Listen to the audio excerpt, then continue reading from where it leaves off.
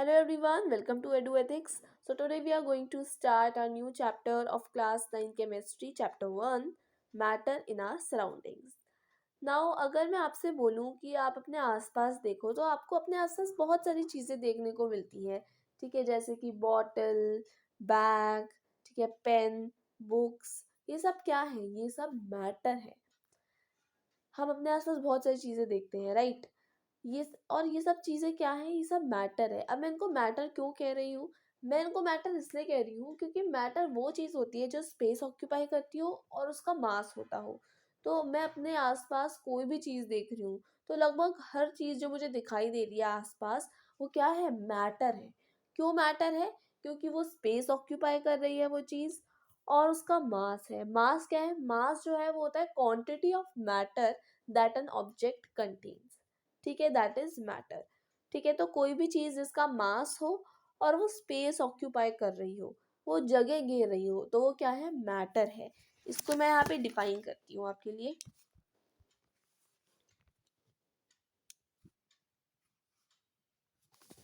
देखिए,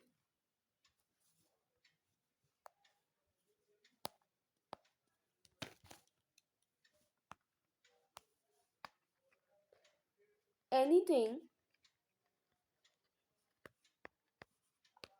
that have मास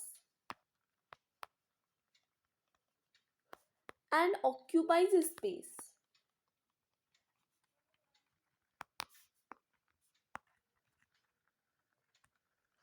कोई भी चीज जिसका मास हो और वो स्पेस ऑक्यूपाई करती हो तो वो क्या है? मैटर है. मास की ऐसा यूनिट क्या है? केजी. मास की ऐसा यूनिट क्या है? केजी. और यहाँ पे मैं जब ऑक्यूपाइज स्पेस की बात कर रही हूँ तो मैं किसकी बात कर रही हूँ? वॉल्यूम की. ठीक है, वॉल्यूम का मतलब होता है स्पेस ऑक्यूपाई करना. ठीक है, यानी मैं बोल रही हूँ कि इस ऑब्जेक्ट की वॉल्यूम इतना है. ठीक है, इस ऑब्जेक्ट का या इस मैटर का वॉल्यूम इतना है. यानी कि मैं कह रही हूँ कि ये जो ऑब्जेक्ट है ये इतनी जगह घेरता है, इतनी स्पेस ऑक्यूपाई करता है. ठीक है, तो कोई भी ऑब्जेक्ट, ठीक है, जिसका मास हो और वो स्पेस ऑक्यूपाई करती हो यानी वो जगह घेरती हो, तो वो क्या है? मैटर है. चलिए आगे बढ़ते हैं.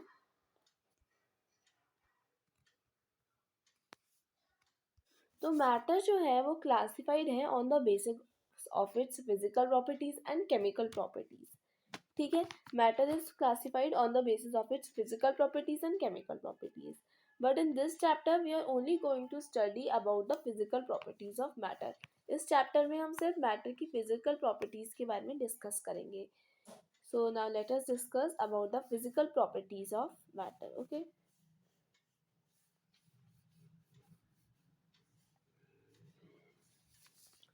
Physical properties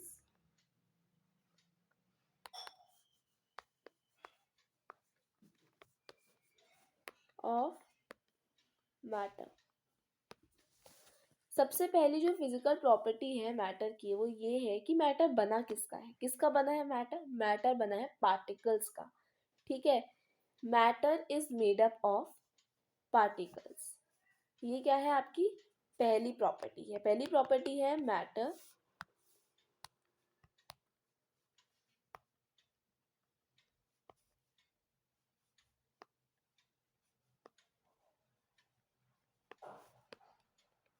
is made up of particles. Matter किसका बना है? पार्टिकल्स का बना है. छोटे छोटे पार्टिकल्स से एक मैटर बनता है. ओके, अगर मैं आपको एक डायग्राम बना के दिखाऊं तो मान लीजिए ये एक मैटर है. ये मैटर किसका बना है? पार्टिकल्स का बना है.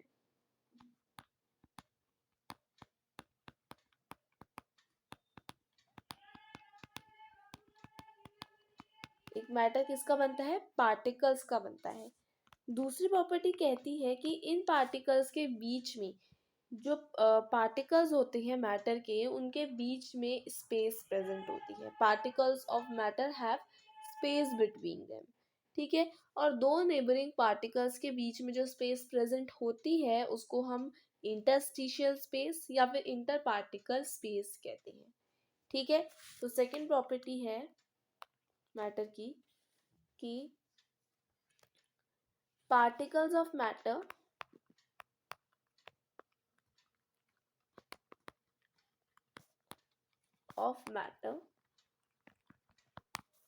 have space between them। जो मैटर के पार्टिकल्स होते हैं उनके बीच में क्या प्रेजेंट होती है, स्पेस प्रेजेंट होती है। और इस स्पेस को हम क्या कहते हैं, इंटरस्टिशियल स्पेस कहते हैं, ठीक है। तो हम यहाँ पे लिख लेते हैं, आप देखिए इधर देखिए,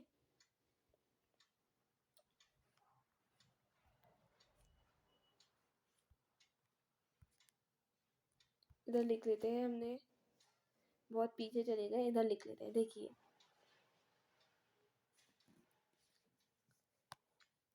यहाँ पे मैंने मैटर बनाया और यहाँ पे मैंने मैटर किसके बने हैं, पार्टिकल्स के बने, तो यहाँ पे मैंने उसके अंदर के पार्टिकल्स भी बना दिए। अब आप देख सकते हैं कि पार्टिकल्स के बीच में स्पेस प्रेजेंट है, ठीक है। और इस स्पेस को हम क्या कहते हैं, interstitial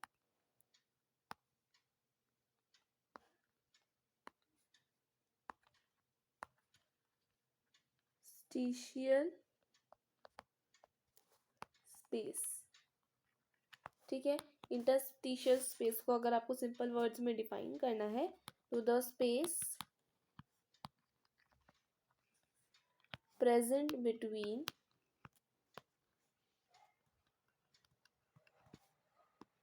to neighbouring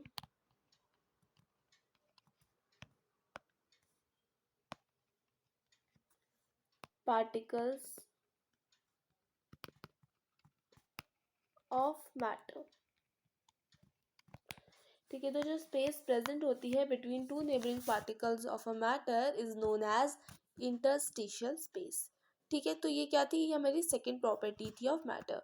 second property कहती है कि जो पार्टिकल्स होते हैं मैटर के उनके बीच में स्पेस प्रेजेंट होती है जिसे हम इंटरस्टिशियल स्पेस कहते हैं, ठीक है। नाउ लेट्स मूव फर्दर, आगे हम देखेंगे third property of matter.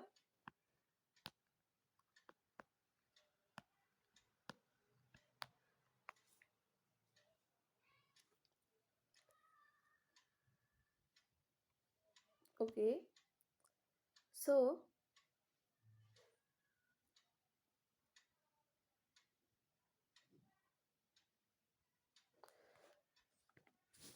Third है particles of matter move continuously. जो पार्टिकल्स होते हैं मैटर के वो कंटिन्यूसली मूव करते हैं, ठीक है। पार्टिकल्स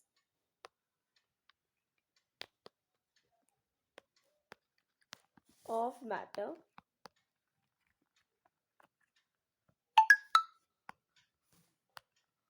मूव कंटिन्यूसली, ठीक है। जो पार्टिकल्स होते हैं मैटर के वो कंटिन्यूसली मूव करते हैं। अगर हम इसके लिए एक डायग्राम बनाए तो देखिए यहाँ पे हमने एक बीकर लिया था, ठीक है, और उसमें हमने पानी डाला, ठीक है। पानी डालने के बाद जब हम उसमें इंक डालेंगे, ठीक है, तो कुछ देर बाद हम नोटिस करेंगे कि वही जो पानी है उसका कलर ब्लू हो जाएगा इंक डालने के बाद। ऐसा क्यों हुआ, ऐसा इसलिए हुआ क्योंकि पार्टिकल्स जो होते हैं मैटर के वो कंटिन्यूअसली मूव करते हैं।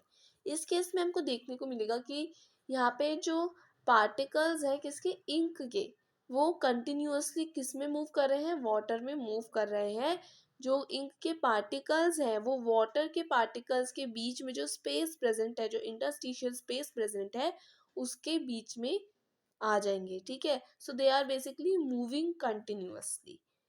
तो ये थर्ड प्रॉपर्टी है कि particles of matter move continuously.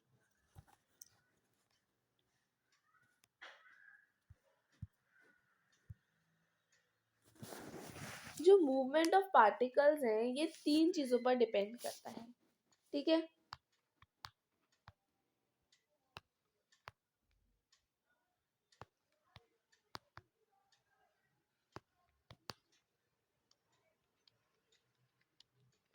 जो मूवमेंट ऑफ पार्टिकल्स है वो 3 चीज़ों पर डिपेंड करता है। पहली चीज़ कि जो ऑब्जेक्ट जो मैटर है वो उसका नेचर कैसा है, वो सॉलिड है, लिक्विड है या गैस है। ठीक है, क्योंकि आप सॉलिड को किसी चीज़ से मिक्स नहीं कर सकते हो, राइट। आप सॉलिड जो है उनमें इंटरस्टिशियल स्पेस बिल्कुल नेग्लिजिबल होती है सॉलिड्स में। ठीक है, वेयर एज अगर हम लिक्विड्स की बात करें तो लिक्विड्स में जो इंटर मॉलिक्यूलर स्पेस या फिर इंटरस्टिशियल स्पेस होती है वो सॉलिड से ज़्यादा ही होती है और गैस से कम होती है, और गैस में इंटरस्टिशियल स्पेस सबसे ज़्यादा होती है। तो मूवमेंट ऑफ पार्टिकल्स डिपेंड करता है कि जो मैटर है उसका नेचर क्या है, वो सॉलिड है, वो लिक्विड है या फिर वो गैस है। क्योंकि सॉलिड में मूवमेंट ऑफ पार्टिकल्स जो है वो बिल्कुल नेग्लिजिबल होता है। ठीक है, लिक्विड में थोड़ा ज़्यादा होता है और गैस में सबसे ज़्यादा होता है। ठीक है, तो it depends on the nature of the object, it depends on the temperature. अब टेम्परेचर पे किस तरीके से, देखिए अगर कोई मैटर है, ठीक है, अगर हम उसका टेम्परेचर इंक्रीज कर दें तो उसमें तो क्या होगा, जो मूवमेंट ऑफ पार्टिकल्स है या फिर जो काइनेटिक एनर्जी है मैटर की वो क्या हो जाएगी, इंक्रीज हो जाएगी।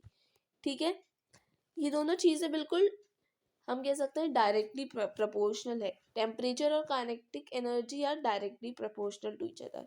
अगर टेम्परेचर बढ़ेगा तो जो काइनेटिक एनर्जी है मैटर की, जो मूवमेंट ऑफ पार्टिकल्स हैं मैटर में वो इंक्रीज हो जाएंगे। ठीक है, पार्टिकल्स ज़्यादा मूव करेंगे, काइनेटिक एनर्जी इंक्रीज हो जाएगी। ठीक है, अगर टेम्परेचर इंक्रीज होगा, टेम्परेचर राइज होगा, लेकिन अगर टेम्परेचर अगर हम कम कर देंगे तो जो काइनेटिक एनर्जी है वो भी कम हो जाएगी, मूवमेंट ऑफ पार्टिकल्स कम हो जाएगा। तो मूवमेंट ऑफ पार्टिकल्स डिपेंड करता है नेचर में, ऑब्जेक्ट का नेचर क्या है, वो सॉलिड है, लिक्विड है या गैस है। ठीक है, मूवमेंट ऑफ पार्टिकल्स डिपेंड करता है टेम्परेचर पे, क्योंकि अगर टेम्परेचर ज़्यादा होगा तो मूवमेंट ऑफ पार्टिकल्स ज़्यादा होगा, काइनेटिक एनर्जी ज़्यादा होगी। ठीक है, तो टेम्परेचर पे और काइनेटिक एनर्जी पे।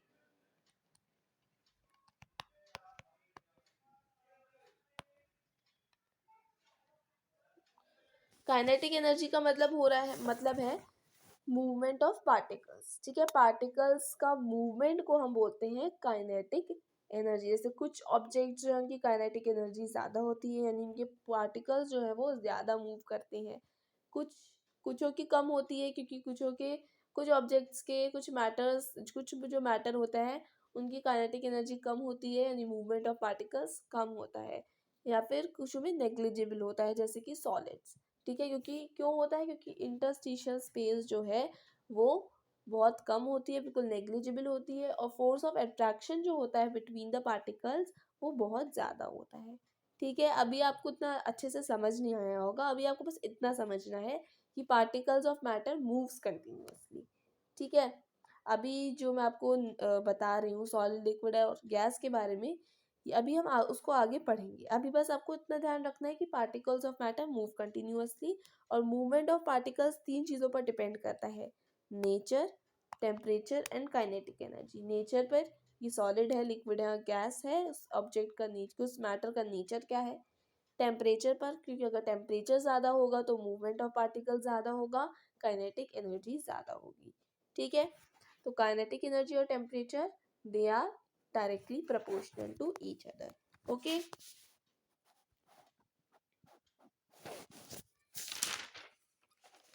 अगली चीज़ है, अब मैं आपको टेम्परेचर और काइनेटिक एनर्जी इन दोनों का क्या रिलेशन है एक डायग्राम के थ्रू दिखाऊंगी। हमने 2 बीकर लिए, ठीक है, 2 बीकर लिया, एक में हमने कोल्ड वाटर रखा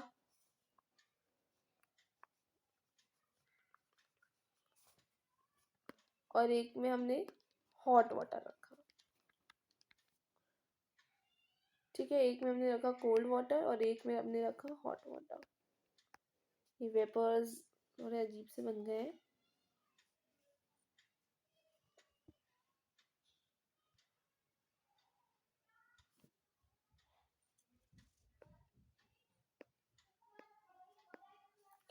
ठीक है, ये क्या है, ये है कोल्ड वाटर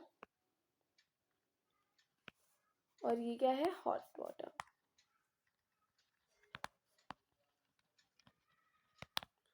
कोल्ड वाटर है और हॉट वाटर है हमारे पास। ठीक है, नाउ हम दोनों जो बीकर है उसमें CuSO4 यानी कि कॉपर सल्फेट सॉल्यूशन डाल देंगे। ठीक है, Cu कॉपर सल्फेट सॉल्यूशन डाल देंगे दोनों में। ठीक है, आपको ये देखने को मिलेगा, आपको देखने को मिलेगा कि कोल्ड वाटर जो है, जब हम उसको थोड़ी देर छोड़ देंगे तो हमको देखने को मिलेगा कि कोल्ड वाटर जो है वो उसका कलर ब्लू है लेकिन लेस ब्लू है इन कलर, वेयर एज जो हॉट वाटर है उसमें डीप ब्लू है इन कलर। ठीक है, जो पानी है वो कलर में ज़्यादा डीप ब्लू है। क्यों? क्योंकि हॉट वाटर में हमने देखा, अभी हमने पढ़ा है कि अगर टेम्परेचर ज़्यादा होगा तो काइनेटिक एनर्जी ज़्यादा होगी, यानी मूवमेंट ऑफ पार्टिकल्स ज़्यादा होगा। ठीक है, अगर हम टेम्परेचर बढ़ा दें तो, वेयर एज अगर टेम्परेचर कम किया जाए तो क्या होगा, जो काइनेटिक एनर्जी है वो भी कम हो जाएगी, डिक्रीज हो जाएगी। ओके, तो वही केस है यहाँ पे भी। कोल्ड वाटर में मूवमेंट, कोल्ड वाटर में टेम्परेचर कम था, काइनेटिक एनर्जी कम थी। ठीक है, मूवमेंट ऑफ पार्टिकल्स कम थे, इसलिए कोल्ड वाटर का जो कलर है CuSO4 डालने के बाद वो ज़्यादा ब्लू नहीं हुआ, लेस ब्लू इन कलर रहा, लेस ब्लू। और वही हम हॉट वाटर की बात करें तो हॉट वाटर में हमने देखा कि जो कलर है वो डीप ब्लू होगा। क्यों? क्योंकि टेम्परेचर ज़्यादा था तो काइनेटिक एनर्जी यानी मूवमेंट ऑफ पार्टिकल्स भी ज़्यादा होगा। ठीक है, इस तरीके से हमने देखा कि particles of matter move continuously, फिर हमने देखा काइनेटिक एनर्जी और टेम्परेचर का क्या रिलेशन है। ठीक है, अब हम देखेंगे particles of matter attract each other. ये है हमारी fourth property of the matter.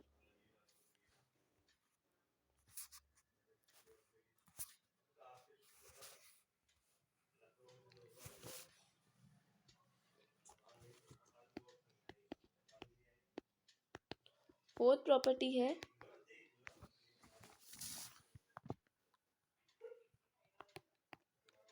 Particles of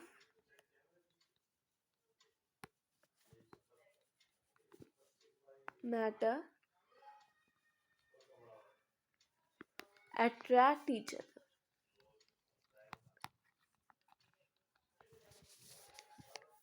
ये हमारा मैटर है। ठीक है, और मान लीजिए हमने ये दो पार्टिकल्स बना दिए।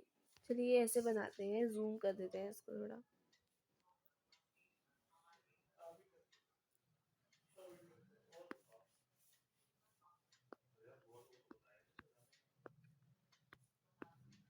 यहाँ पे आप देख सकते हैं कि जो दो नेबरिंग पार्टिकल्स होते हैं मैटर के, वो एक दूसरे को अट्रैक्ट करते हैं, यानी वो एक, आप कह सकते हैं अट्रैक्टिव फोर्स जो है वो क्या करते हैं, एक्सर्ट करते हैं ऑन ईच अदर। ठीक है, इस अट्रैक्टिव फोर्स को हम inter particle force of attraction भी बोलते हैं, जो कि ये दो पार्टिकल्स जो हैं, नेबरिंग पार्टिकल्स जो हैं मैटर के, वो एक दूसरे पर क्या करते हैं, एक्सर्ट करते हैं। तो पार्टिकल्स ऑफ मैटर जो है वो एक दूसरे को अट्रैक्ट करते हैं, particles of matter attract each other, they exert a attractive force. और ये अट्रैक्टिव फोर्स क्या करता है, इस अट्रैक्टिव फोर्स का फ़ायदा क्या रहता है कि ये अट्रैक्टिव फोर्स जो है ये दो नेबरिंग पार्टिकल्स जो है किसके, मैटर के, उनको बॉन्ड में रखता है, उनको एक साथ टुगेदर रखता है। ठीक है, उनको बॉन्ड में रखता है, एक अरेंजमेंट के साथ रखता है। इसलिए क्या होता है, ये अट्रैक्टिव फोर्स जो है ये दो पार्टिकल्स के बीच में प्रेजेंट, दो नेबरिंग पार्टिकल्स के बीच में प्रेजेंट होता है, क्योंकि ये दो नेबरिंग पार्टिकल्स को बॉन्ड में रखता है और एक साथ रखता है। ठीक है, तो particles of matter attract each other, आप देख सकते हैं ये दोनों पार्टिकल्स एक दूसरे पर एक अट्रैक्टिव फोर्स जो है वो एक्सर्ट कर रहे हैं। ठीक है, इस अट्रैक्टिव फोर्स को हम inter particle force of attraction भी बोलते हैं। ठीक है, तो अट्रैक्टिव फोर्स क्या करता है, keeps two neighbouring particles together. ठीक है, यहाँ पे आप चाहे तो लिख सकते हैं।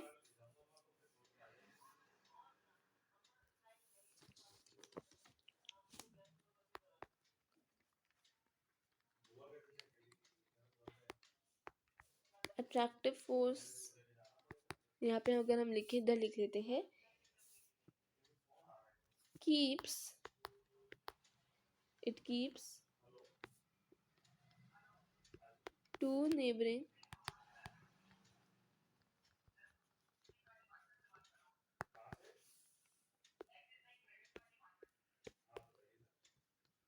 particles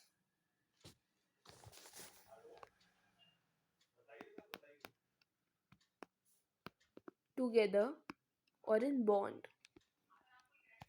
ठीक है, तो दो नेबरिंग पार्टिकल्स को, बहुत गंदी राइटिंग में आया है लेकिन कोई बात नहीं है, आपको समझ आ गया होगा कि जो पार्टिकल्स हैं मैटर के वो एक दूसरे को अट्रैक्ट करते हैं, एक अट्रैक्टिव फोर्स एक्सर्ट करते हैं एक दूसरे पर, और इस अट्रैक्टिव फोर्स का नतीजा ये होता है कि जो दो नेबरिंग पार्टिकल्स होते हैं मैटर के वो एक साथ बॉन्ड में रहते हैं, एक साथ टुगेदर रहते हैं बिल्कुल।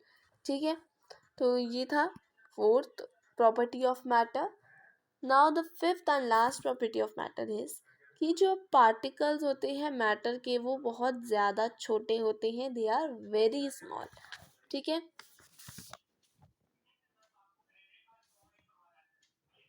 यहाँ पे लिखते हैं हम, इधर लिख लेते हैं।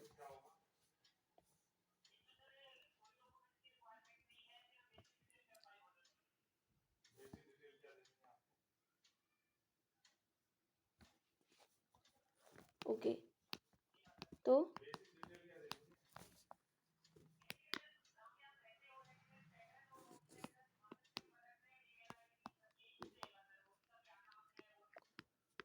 Particles of matter are very small. जो पार्टिकल्स होते हैं मैटर के वो बहुत ज़्यादा छोटे होते हैं, मतलब वो इतने ज़्यादा होते हैं कि हम एक नॉर्मल माइक्रोस्कोप से भी इनको क्लियरली नहीं देख सकते। मतलब एक बहुत अच्छे माइक्रोस्कोप, एक हाईली मैग्नीफाइड माइक्रोस्कोप से भी हम पार्टिकल्स को मैटर के अच्छे से नहीं देख सकते। क्लियर हमको दिख जाएगी पिक्चर लेकिन क्लियरली नहीं दिखेगी। ठीक है, ये इतने ज़्यादा छोटे होते हैं मैटर के पार्टिकल्स। ठीक है, तो इसके लिए एक डायग्राम हम बनाएंगे। Let's take 4 beaker. एक एक्टिविटी है, आपको 4 बीकर लेना है, चारों में आप 500 ml ऑफ वाटर पोर कर सकती हैं। ठीक है, तो आपको 500 ml वाटर डालना है।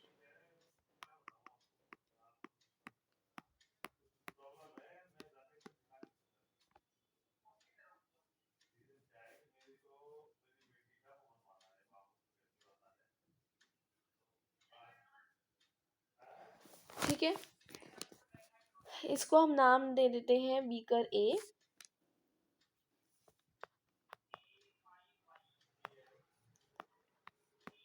B, C, D. ठीक है, फाइन। नाउ हम क्या डालेंगे, हम पानी, हमने पानी लिया है चारों बीकर में 500 ml। अब हम क्या करेंगे, एक बीकर, जो ए बीकर है, बीकर ए में हम इंक डालेंगे। ठीक है, आप एक जो टेस्ट ट्यूब है उससे आप इंक डालेंगे, एक दो ड्रॉप, 2-3 ड्रॉप, जितनी भी आपको डालनी है आप डालेंगे। ठीक है, 2 ड्रॉप्स आप डाल सकते हैं। उसके बाद क्या करेंगे, आप उस जो पानी है आप देखेंगे बीकर ए में इंक डालने के बाद बिल्कुल उसका कलर बिल्कुल डीप ब्लू होगा, बिल्कुल ब्लू इन कलर हो जाएगा।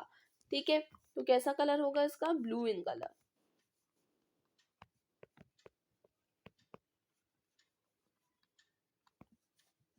वही जब आप क्या करेंगे, आप बीकर ए से जो ड्रॉप्स है पानी की, ठीक है, बीकर ए में से आप एक ड्रॉप जो है पानी की वो आप डालेंगे बीकर ए में, बीकर बी में।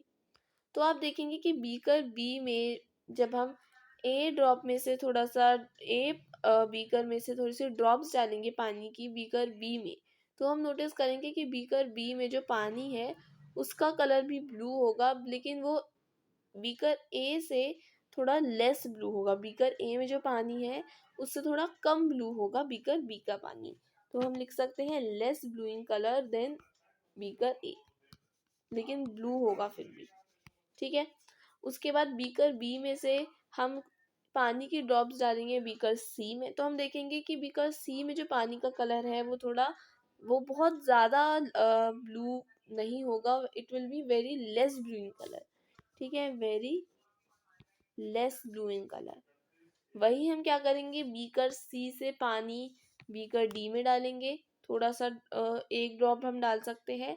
उसके बाद हम नोटिस करेंगे कि बीकर डी का जो पानी होगा वो बहुत ज़्यादा फेंटली ब्लू होगा, हम लिख सकते हैं वेरी फेंटली ब्लू।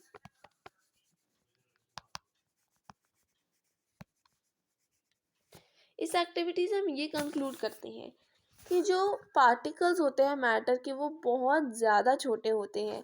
हमने बीकर ए में पानी डाला, उसमें हमने इंक डाली और बीकर ए में से जो पानी हमने बी में डाल दिया कुछ ड्रॉप्स। ठीक है, तब भी जो पानी का कलर है वो ब्लू ही रहा, लेकिन थोड़ा कम ब्लू हो गया। इतना ज़रूरी है कि ब्लू कम हो गया, ठीक है, लेकिन फिर भी कलर तो ब्लू रहा ही। इससे हम ये कंक्लूड करते हैं कि पार्टिकल्स ऑफ मैटर इतने छोटे होते हैं कि आप डालते जाओ दूसरे बीकर में डालते जाओ तब भी कलर जो है वो हल्का हल्का ब्लू आपको नज़र आएगा। ठीक है, तो ये एक्टिविटी थी, इसको आप परफॉर्म कर सकते हैं अपने घर पे। ठीक है, बहुत इजी एक्टिविटी है और इससे आप कंक्लूड करेंगे that particles of matter are very small. So thanks for watching, I hope आपको वीडियो अच्छा लगा हो।